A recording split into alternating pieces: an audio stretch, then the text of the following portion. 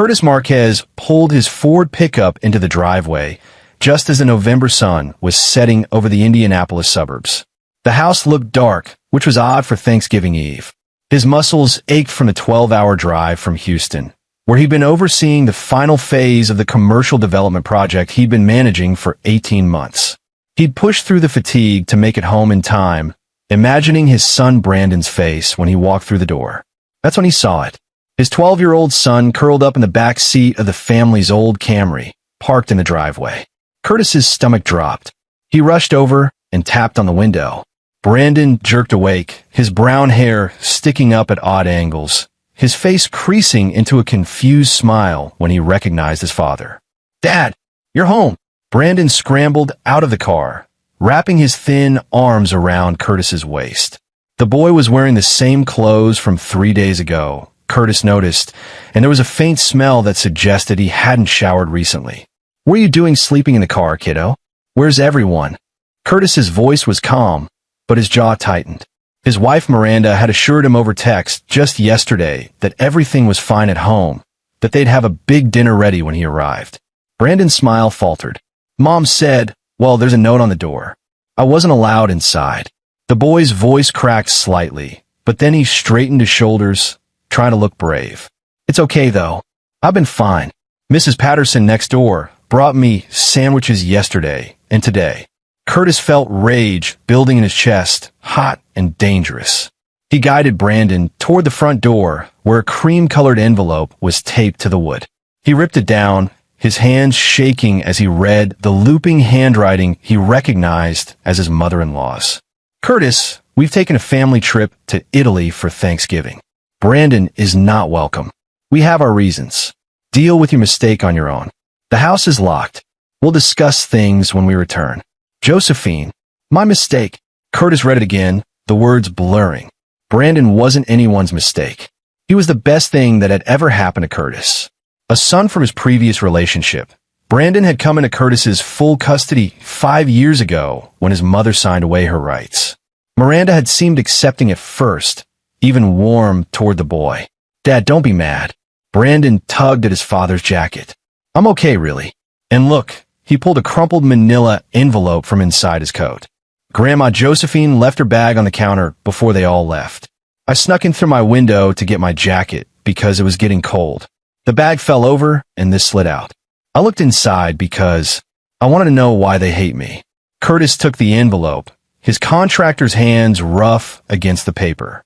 Inside were documents, photocopies of legal papers, printed emails, bank statements, and handwritten notes. As he read through them under the porch light, his expression shifted from confusion to disgust to something cold and calculating. "Brandon, get your things. We're going to a hotel tonight. Are you mad at me for looking?"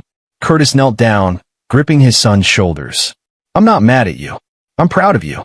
You might have just saved both of us." An hour later, they were checked into a Hampton Inn with a view of the highway. Brandon was showering while Curtis spread the documents across the queen bed, organizing them chronologically. His phone buzzed, a message from Miranda's brother, Garrett Moss. "Heard you made it back. Guess you found our note. Don't bother calling.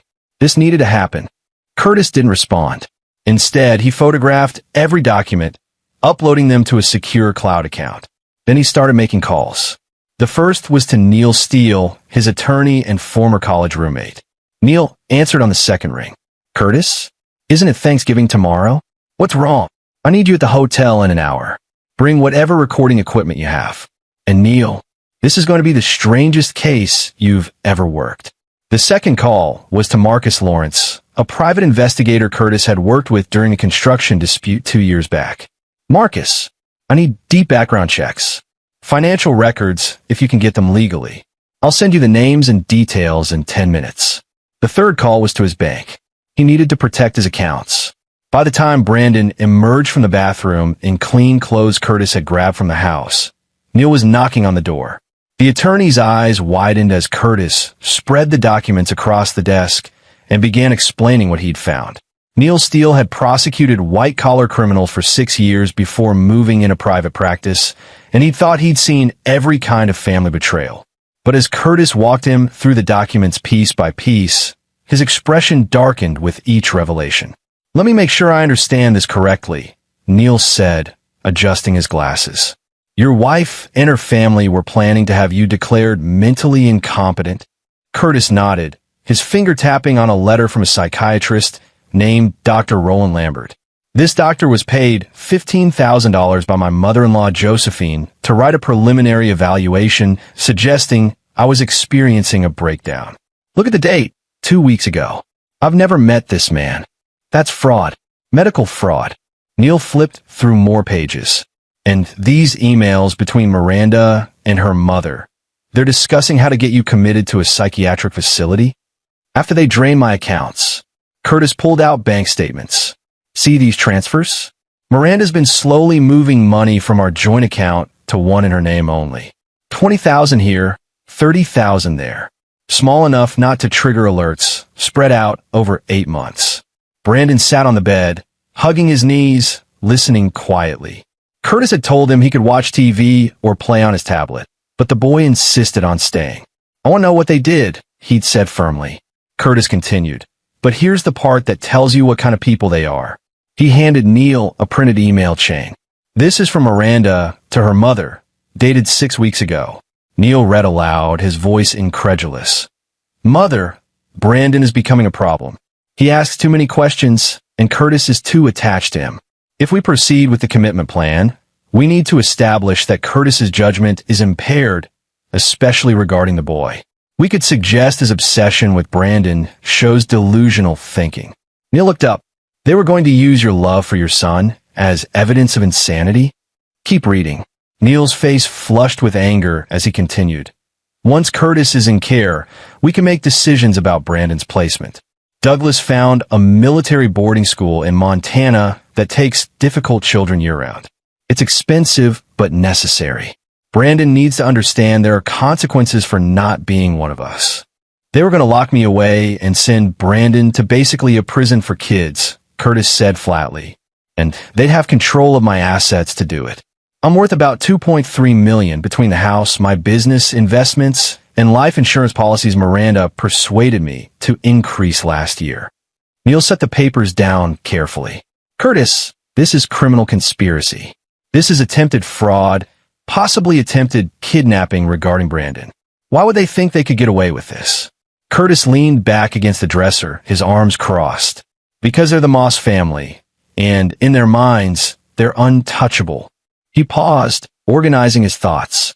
"I need to tell you about how I met Miranda, so you understand the pattern. 6 years earlier, Curtis had been the success story everyone in his construction program pointed to. By 32, he'd built his project management firm from nothing, winning contracts for commercial developments across 3 states. He was visiting a site in Carmel, an affluent suburb north of Indianapolis, when he literally ran into Miranda Moss at a coffee shop. She'd been rushing out. He'd been rushing in. Her latte ended up on his shirt. She was beautiful, blonde, polished, with the kind of easy confidence that came from growing up wealthy. She insisted on buying him a new coffee, then another, then dinner. She listened intently as he talked about Brandon, about building his business, about his plans. She seemed fascinated by his work ethic, by how he'd pulled himself up from growing up in foster care to running a successful company. "I was the project," Curtis said bitterly. "I just didn't know it yet." The Moss family had old money, the kind that came from 3 generations of careful investments and strategic marriages. Josephine and Douglas Moss lived in a 7-bedroom house in the most exclusive neighborhood in Carmel.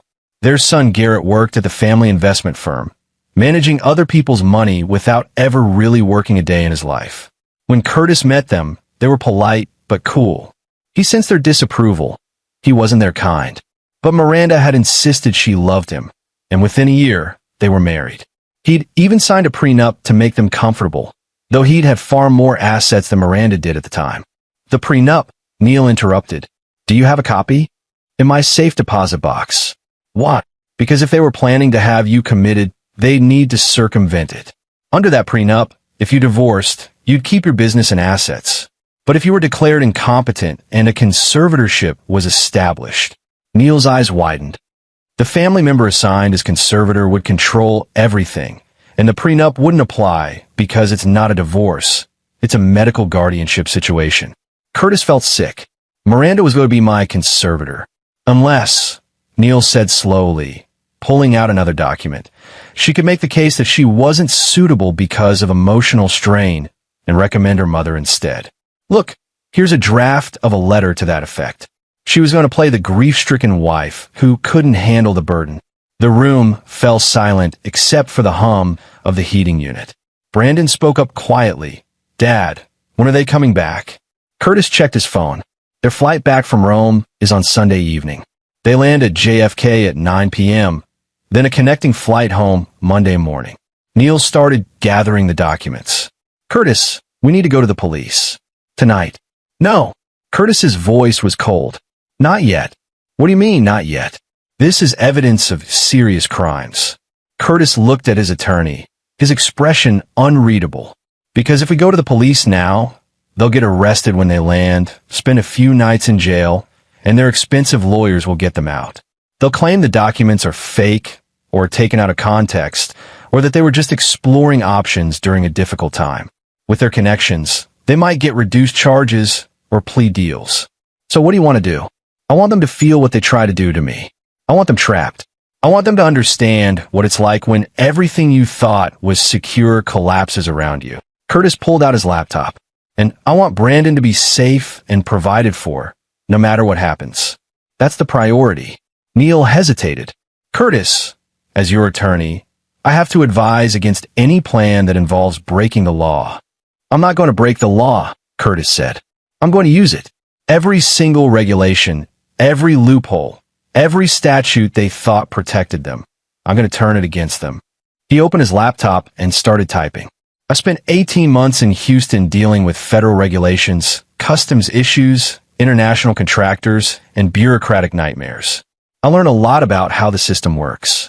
And here's what the Moss family didn't count on.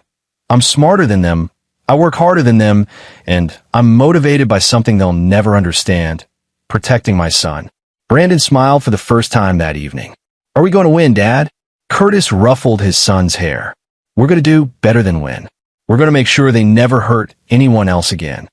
Neil sighed, pulling out a legal pad. Okay, tell me what you need. Curtis's smile was cold. First, I need you to file for an emergency custody order preventing anyone from removing Brandon from my care. Then I need you to freeze our joint accounts. Not just pause them, legally freeze them with a court order based on suspected fraud. I also need you to contact the IRS. The IRS. Curtis pulled up another document on his laptop, one he'd found buried in the email attachments. Because Josephine and Douglas have been claiming my business expenses as deductions on their investment firm's taxes. They've been running money through my company without my knowledge, using it as a shell. That's tax fraud. And the IRS? They don't care how wealthy you are. They don't care about your connections. They care about their money. Neil started writing faster. What else? Tomorrow morning, I'm going to make some calls to people I've worked with in Houston. Then I'm going to need you to prepare a lawsuit, not just for the fraud, but for attempted kidnapping of a minor, emotional distress, and violation of the prenup agreement. Make it massive. And here's the key part. We file it at exactly 8 a.m. on Monday morning. Why that specific time? Because their connecting flight lands at 7:30 Monday morning. They'll be in the airport when their accounts are frozen, when the IRS puts a hold on Douglas's business accounts, and when they try to use their credit cards to get a car home. Everything will be declined. They'll be stranded in an airport with no access to money, facing federal investigations and incoming lawsuits. Neil looked up from his notes. You want them to feel helpless. I want them to feel exactly what they tried to do to my son. Curtis glanced at Brandon, who was fighting sleep. I want them to know what it's like to have nowhere to go, no one to help them, and no understanding of why their perfect plan fell apart. Brandon yawned. Dad, when this is over, can we get a dog? The tension broke. Curtis laughed, the first genuine laugh he'd felt in hours. Yeah, kiddo, we can get a dog. A big one. As Neil packed up to start working on the legal documents, Curtis made Brandon brush his teeth and get ready for bed. He tucked his son into the hotel bed, something he hadn't done in a while since Brandon had insisted he was too old for tucking in. Dad, Brandon said drowsily. I was really scared when they left me outside, but I'm not scared anymore. Curtis felt his throat tighten. Why not? Because you came home. You always come home. After Brandon fell asleep, Curtis sat at the desk with his laptop, working through the night. He sent carefully worded emails to contacts at the Department of Labor, the Indiana Attorney General's office, and the Better Business Bureau.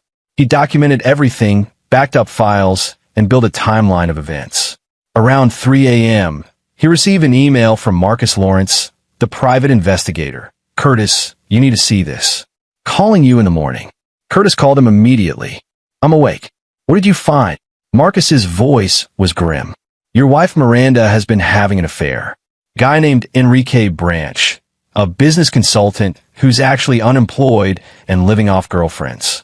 They've been meeting at hotels for 6 months. But that's not the worst part. Tell me, Branch has a record. Fraud, identity theft, served 2 years. Got out 18 months ago. I think your wife and her family were planning to use him as a fall guy somehow. There are texts between him and Miranda about taking care of the Brandon problem. Curtis's blood ran cold. Define taking care of. They're vague, but combined with those emails about the boarding school, Curtis, I think they were going to claim you were abusive toward Brandon. Branch was going to pose as a concerned witness, maybe even stage something. Once you were committed and declared unfit, they could rewrite the narrative however they wanted. Curtis closed his eyes, forcing himself to stay calm. Can you testify to this? I can provide documentation. And Curtis? Branch was on that flight to Italy with them. I've got him on the passenger manifest under a booking made by Josephine Moss. They took him along. Why would they bring him? Insurance, maybe? Or, Marcus paused. Your wife's planning to divorce you. With you supposedly mentally incompetent and Brandon in boarding school, she'd be free to marry Branch, and they'd have your money to start fresh. Curtis thanked Marcus and hung up. He added this information to his growing file. The scope of the betrayal was stunning. Not just cruel, but calculated. They'd thought of everything. Or so they believed. He looked at Brandon sleeping peacefully, this child they'd wanted to erase from their perfect picture. And he thought about all the foster homes he'd grown up in, all the times people had treated him as disposable, as less than. He'd spent his life building something stable, something safe. And these people had tried to take it from him for no reason other than greed and cruelty. Curtis opened a new document and began writing. Not a legal filing, but a timeline. A plan. By the time the sun rose over Indianapolis, he had mapped out every move for the next 72 hours. Neil arrived at 7 with coffee and breakfast sandwiches. He looked exhausted. The emergency custody order is filed. Judge will see it this morning. The account freeze will take until this afternoon, but it'll be in place by Monday for sure. I've got a friend at the IRS who's very interested in the information you provided. Good. Curtis woke Brandon gently. Kiddo, we're going to spend the day doing something fun. What do you want to do? Brandon rubbed his eyes. Really? But aren't you dealing with all the grown-up stuff? The grown-up stuff is handled for now. Today, I want to spend time with you. Tomorrow is Thanksgiving, and we're going to celebrate properly. They spent the day at the Children's Museum, then caught a movie, then had burgers at Brandon's favorite restaurant. Curtis kept his phone on, monitoring developments, but he focused on his son. He took photos, bought Brandon a stuffed wolf at the museum gift shop, and listened to him talk about school and his friends and the science project he was working on. That evening, back at the hotel, Neil called with news. The judge granted the emergency custody order. Brandon is legally protected. No one can remove him from your care without a court order, and given the evidence, that's not happening. Also, the IRS is opening an investigation into the Moss family investment firm. They're fast-tracking it given the evidence of active fraud. Timeline. Monday morning, they'll freeze Douglas Moss's business accounts pending investigation. It'll be one of the first things processed since we flagged it as urgent. Curtis smiled. Perfect. Friday passed with similar normalcy. Curtis and Brandon volunteered at a soup kitchen for Thanksgiving morning, helping serve meals. Brandon seemed lighter, happier than Curtis had seen him in months. They returned to the hotel for a modest Thanksgiving dinner Curtis had ordered from a local restaurant. Turkey, stuffing, all the traditional items. This is better than the fancy dinners at Grandma Josephine's house, Brandon said, mouth full of mashed potatoes. Those were always weird. Everyone acted like they were in a movie or something. Curtis understood exactly what he meant. Every meal with the Moss family had been a performance. Everything perfectly plated and precisely timed. There was no warmth, just obligation and appearances. On Saturday, Marcus sent over a complete report. The evidence was damning. Texts, photos of Miranda and Enrique together, financial records showing cash payment from Josephine to the fake psychiatrist, documentation of the shell company scheme. Curtis organized it all, adding it to the growing file he'd present in court. Sunday evening, Curtis and Brandon were sitting in the hotel room when Curtis's phone buzzed with a flight tracking alert. The Rome to JFK flight was on time, landing at 8:47 p.m. Eastern. He imagined them in their first-class seats, Miranda probably wearing expensive Italian clothing she'd bought with money stolen from their joint account. Josephine holding court about their wonderful trip, Garrett and Douglas discussing which restaurants they'd visited. He wondered if they'd thought about Brandon at all, if they'd felt even a moment of guilt for leaving a child outside in November. He suspected they hadn't. "Dad, what happens tomorrow?" Brandon asked. Curtis considered how much to tell him. "Tomorrow, some people are going to face consequences for their choices. But you don't need to worry about any of it. You're safe, I promise." "I know. I trust you." Those simple words meant more to Curtis than any contract he'd ever won, any building he'd ever completed. He'd spent his whole life earning trust, proving himself, and his son trusted him completely. Monday morning arrived cold and clear. Curtis was up at 5 a.m., confirming everything was in place. Neil texted at 6, all filings submitted. Federal freeze on Moss accounts active as of 5:47 a.m. Your lawsuit hits the system at 8 a.m. IRS has their accounts flagged. It's done. Curtis replied, "Thank you." At 7:32 a.m., the plane landed at JFK. Curtis imagined them collecting their luggage. Enrique Branch probably carrying Josephine's expensive bags. Everyone exhausted from travel, but satisfied with their cruel plan. At 7:45 a.m., they would head to the airport lounge, trying to get coffee and breakfast before their connecting flight. That's when Miranda would try her credit card and find it declined. Then Josephine would try hers, declined. Douglas would pull out his card, declined. Confusion would set in. They'd call their bank, only to be told their accounts were frozen pending federal investigation. At 8 a.m., the lawsuit would appear in the court system, public record. Their names attached to accusations of fraud, conspiracy, attempted kidnapping.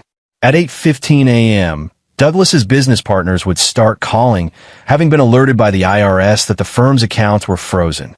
Questions would be asked. Panic would spread.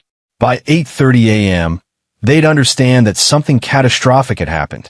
But they'd be stuck in JFK with no money, no credit, no way to rent a car, or even buy a train ticket home.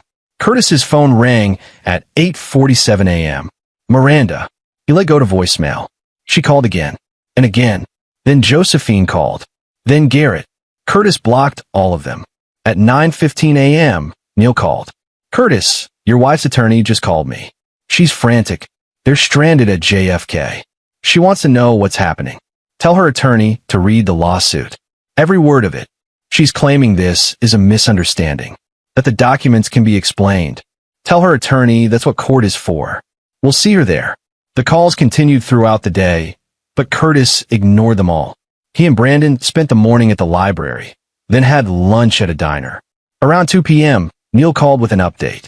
"You're not going to believe this. Enrique Branch tried to use a credit card in Miranda's name at the airport. Fraud alert. Port Authority police detained him. When they ran his name, outstanding warrant for missed parole check-ins. He's in custody." Curtis allowed himself a small smile. Good. Miranda is apparently hysterical. The family is trying to get a flight on someone else's credit card. But with the lawsuit filed and the federal investigation public, their friends are suddenly unavailable. They're stuck in New York with nowhere to go. Have they tried to contact Brandon?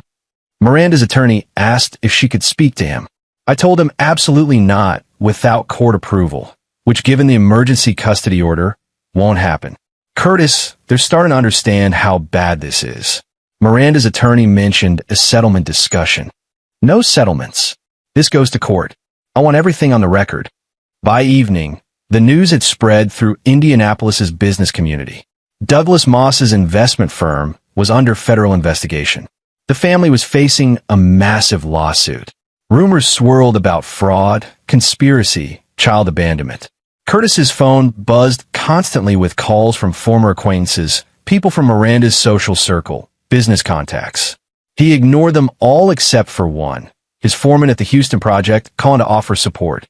Tuesday morning, the local news picked up the story. Prominent Indianapolis investment firm under federal investigation.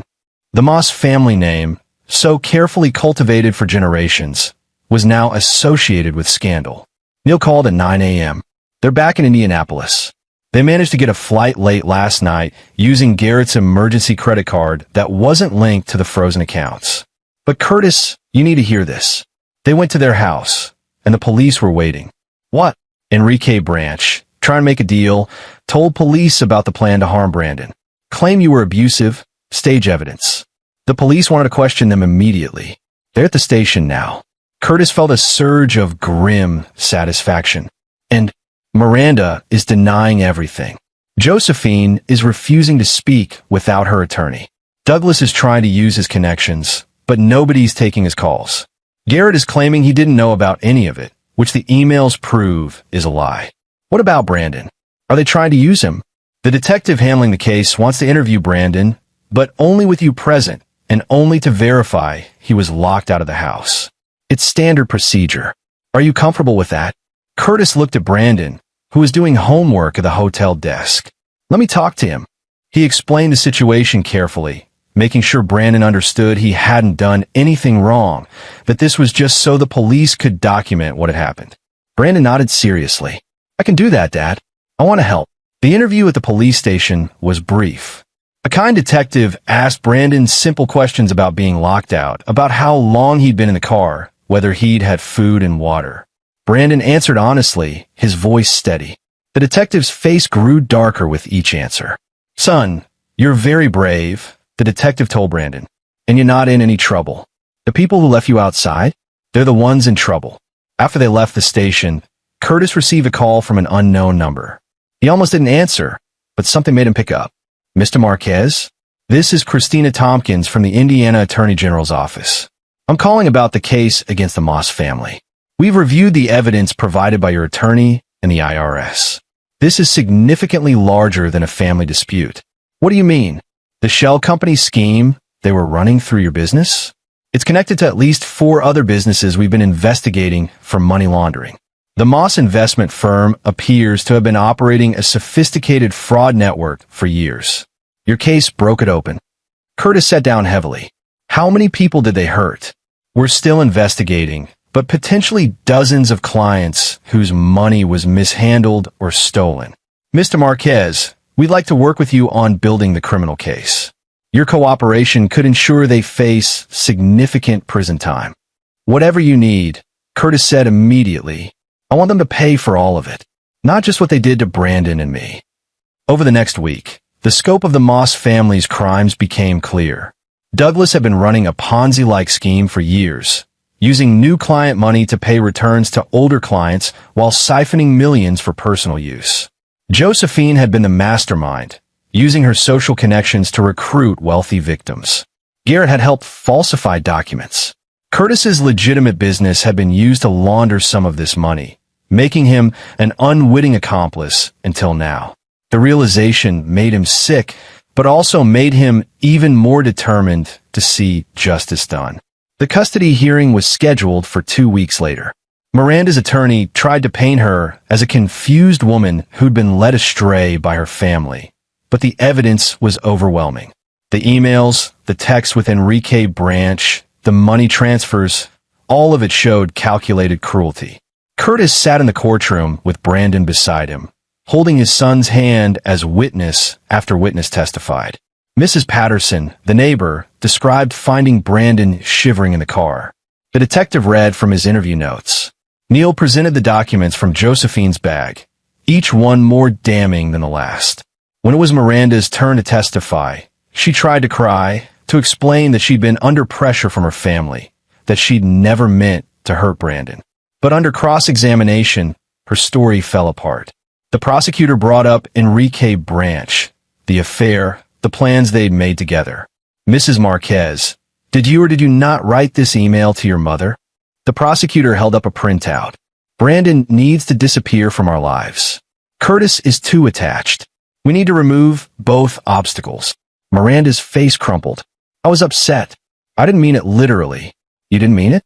Then why did you leave a 12-year-old child locked outside for 3 days with no shelter, no supervision, no food or water beyond what kind neighbors provided? Miranda had no answer. The judge, an older woman named Vivian Johns, looked at Miranda with open disgust. I've presided over many difficult cases, Mrs. Marquez, but rarely have I seen such calculated cruelty toward a child who, by all accounts, was innocent and loving. You didn't just betray your husband. You abandoned a helpless child to potentially freeze or starve while you vacationed in Italy. The judge awarded Curtis full custody of Brandon with no visitation rights for Miranda unless supervised and approved by a court-appointed psychologist. She also granted a restraining order preventing any member of the Moss family from contacting Brandon. But the legal victory was just the beginning. Over the next 3 months, the criminal cases progressed. Douglas Moss was indicted on 47 counts of fraud and money laundering. Josephine faced conspiracy charges and fraud. Garrett was charged as an accessory. Miranda faced charges of child endangerment, conspiracy to commit fraud, and attempted kidnapping. Enrique Branch, facing his own charges for fraud and parole violation, testified against them in exchange for a reduced sentence. His testimony painted a picture of a family that saw other people as tools, as obstacles, as things to be used and discarded. The trial became a media sensation. The wealthy family brought low by their own cruelty. The father who fought back to protect his son. Curtis tried to shield Brandon from most of it, but some things couldn't be avoided. One evening, Brandon asked, "Dad, why do they hate me so much? I try to be good. I try to make them like me." Curtis knelt down, looking his son in the eyes. "Brandon, listen to me very carefully. Their hatred had nothing to do with you. You are perfect exactly as you are. Some people are broken inside, and no amount of goodness from others can fix them. They saw you as competition for money and attention, and that made them cruel. But that's their sickness, not your failure. I know, but it still hurt. I know it did. And I'm sorry I didn't see what was happening sooner. I was working so much, traveling so much, I missed the signs. That's on me." Brandon hugged him. "You came home when I needed you. That's what matters." The criminal trials lasted months, but the verdicts were inevitable given the evidence. Douglas Moss was sentenced to 22 years in federal prison. Josephine received 18 years. Garrett got 12 years. Miranda was sentenced to 8 years for child endangerment and conspiracy charges. On the day Miranda was sentenced, Curtis took Brandon to the courthouse. Not to gloat, but so Brandon could see that justice existed, that people who did wrong face consequences. As Miranda was led away in handcuffs, she looked at Curtis with something that might have been regret or might have been rage. Curtis felt nothing but relief that she'd never hurt Brandon again. Outside the courthouse, reporters clustered around them. Curtis had avoided media until now, but he decided to make one statement. "My son Brandon was treated as disposable by people who should have protected him. They locked him outside in November, hoping to erase him from their lives so they could steal what I'd built. But Brandon found evidence that revealed their true nature, and because of his courage, justice is being served today." The message here isn't about revenge. It's about protecting children. It's about standing up to people who think wealth and connections put them above the law. And it's about never, ever giving up on the people you love. Brandon squeezed his hand, and Curtis saw his son standing taller, stronger than before. The civil lawsuit settled months later. Curtis was awarded $4.7 million in damages, money they'd stolen, plus punitive damages for emotional distress and the harm to Brandon. The Moss family's assets were seized to pay victims of their fraud scheme, with Curtis receiving priority as a proven victim. But the money wasn't what mattered most. What mattered was the day Curtis and Brandon moved into their new house, a modest but comfortable place in a good school district with a big backyard. "Dad, can we get that dog now?" Brandon asked, running through the empty rooms. Curtis laughed. "Yeah, kiddo. Let's go to the shelter this weekend." They adopted a German Shepherd mix named Ranger, who'd been abandoned at a fire station. Ranger and Brandon bonded immediately, both of them survivors who'd found their way home. Curtis rebuilt his business reputation, making it clear he'd been an unwitting victim of the Moss family scheme. Most of his clients stood by him, and new ones came. He hired a full-time office manager so he could travel less, be home more for Brandon. Life settled into a new rhythm. School pickups, homework help, soccer practices, weekend hikes with Ranger. Curtis dated occasionally, but wasn't in a rush. Brandon was healing, making friends, laughing more easily. One evening, almost a year after that Thanksgiving, Brandon was doing homework at the kitchen table while Curtis made dinner. Out of nowhere, Brandon said, "Dad, I'm glad it happened." Curtis looked up, surprised. "What?" "The whole thing. I mean, it was terrible when it was happening. But we're better now than we were before. It's just us, and that's good. We know who we can trust." Curtis sat down across from him. "You're right. We came out stronger. And we help people now." Brandon was referring to the foundation Curtis had started with part of the settlement money, helping children in foster care and protecting them from abusive situations. "We do. You helped me choose the name, remember?" Brandon smiled. "The Brandon Project. Still can't believe you named it after me. You're the one who started it all. You found that evidence. You were brave when I needed you to be brave. This is all because of you, kiddo." Brandon went back to his homework, but Curtis could see the smile on his face. His son was thriving, no longer carrying the weight of trying to win over people who couldn't be won. He was just being himself, and that was more than enough. That night, after Brandon went to bed, Curtis sat on the back porch with Ranger at his feet. He thought about the envelope, about how close he'd come to losing everything. How close Brandon had come to being sent away to some boarding school prison where they'd try to break his spirit. He thought about Miranda and her family, now scattered in different federal prisons, their wealth and reputation destroyed. He didn't take pleasure in their suffering. He was too focused on the life he was building to spend energy on them. But he did feel satisfied knowing they could never hurt another child the way they tried to hurt Brandon. His phone buzzed. A text from Neil. "Just saw the news. 3 more victims of the Moss fraud scheme got their settlement money. That makes 24 families compensated. Curtis, you helped save a lot of lives by coming forward." Curtis replied, "Just did what needed doing." But as he looked at his house, at the light in Brandon's bedroom window, where his son was probably reading past bedtime, he knew it was more than that. He'd fought for something that mattered. He'd protected his child. He'd turned a moment of betrayal into an opportunity for justice. And in the end, that's all any father could hope to do. Inside, Ranger barked softly, wanting to come out. Curtis led him into the yard, watching the dog explore the fence line. In a few weeks, they were planning a camping trip, just the 3 of them, Curtis, Brandon, and Ranger. No one to judge them, no one to hurt them, just family. The past was behind them.